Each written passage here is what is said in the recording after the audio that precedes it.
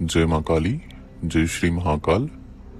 ఈరోజు మరో అద్భుతమైన మంత్ర విద్య గురించి ఈ వీడియోలో వివరించబోతున్నాము.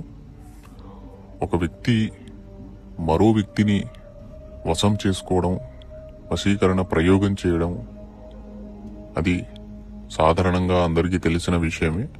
కానీ కొంచెం భిన్నంగా ఏమిటంటే, ఒక వ్యక్తి సమస్త కుటుంబాన్ని కూడా వశం చేసుకునే విద్య ఉంటుంది.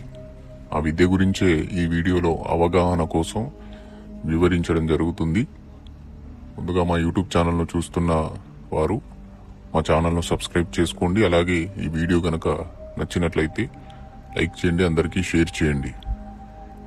కుటుంబ వశీకరణ అనేది ఏదైనా పెద్ద పెద్ద గొడవలు జరిగినప్పుడు, లేదంటే ఏదైనా పెళ్లి విషయంలో మనస్పర్ధలు వచ్చినప్పుడు, ఆ పెళ్లి కూతురికి సంబంధించి లేదా పెళ్లి కొడుకుకి సంబంధించిన కుటుంబీకులు పెళ్లికి అంగీకరించని సమయంలో విడిపోతారనే సందర్భం వచ్చినప్పుడు సమస్త కుటుంబానికి కూడా వశీకరణ ప్రయోగం అనేది చేయవచ్చు.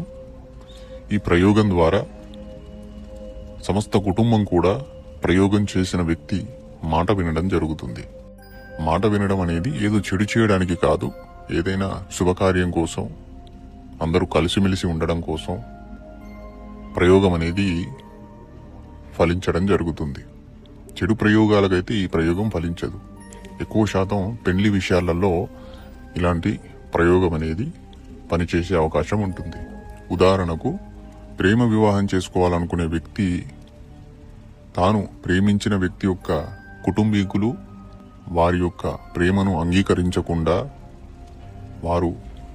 వారి యొక్క వివాహాన్ని జరపడానికి సిద్ధంగా లేని సమయంలో ఈ కుటుంబ వశీకరణ మంత్ర ప్రయోగం చేసి సమస్త కుటుంబాన్ని కూడా వశపరుచుకొని వారు ఈ వ్యక్తి మాటలు వినేలాగా చేసుకోవచ్చు. ఇది అవగాహన కోసమే చెప్పే ప్రయోగము. దీన్ని ప్రయోగించే ముందు సాధకుడు ఆ యొక్క శక్తివంతమైన మంత్రాన్ని సిద్ధి చేసుకోవాలి.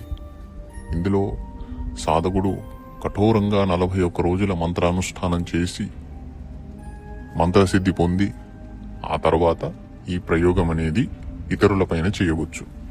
కానీ గుర్తుపెట్టుకోండి, ఏ దైవిక మంత్రమైనా కూడా ఖచ్చితంగా దాన్ని దుర్వినియోగం చేసినప్పుడు మంత్రదోషం తగిలి మంత్రప్రయోగం చేసిన వ్యక్తికి ఏదైనా సైడ్ ఎఫెక్ట్ జరుగుతుంది, ఏదైనా చెడు జరిగే అవకాశం ఉంటుంది.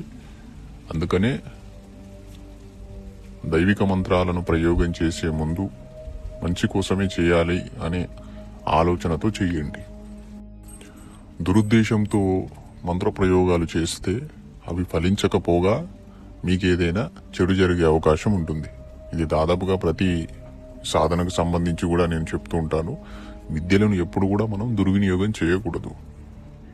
ఈ వశీకరణ విద్యను గ్రహణం రోజున ప్రారంభించిన లేదా అమావాస్య రోజున ప్రారంభించిన ఈ అనుష్ఠానం అనేది 41 రోజులు ఉంటుంది. ఈ 41 రోజులు కూడా బ్రహ్మచర్యాన్ని పాటించి నిశ్శబ్దమైన గదిలో ఏకాంతంగా కూర్చొని రాత్రి 9 లేదా 10 గంటల సమయంలో మీరు పూజ గదిని కూడా ఎంచుకోవచ్చు.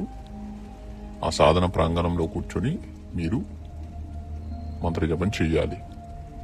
ఈ యొక్క గుప్తమైన మంత్రం వీడియోలో అందించడం లేదు, ఎందుకంటే మీ అందరికీ తెలిసిన విషయమే. మనం ఏదైనా సాధనలకు సంబంధించిన సిద్ధి మంత్రాలను పెట్టినప్పుడు చాలామంది ఈ యొక్క మంత్రాలను కాపీ చేసి వేరే వీడియోలలో పెట్టడము, లేదంటే విధి విధానాలను అనుసరించకుండా, గురువును సంప్రదించకుండా డైరెక్ట్గా మంత్రాలను ప్రయోగం చేస్తారు.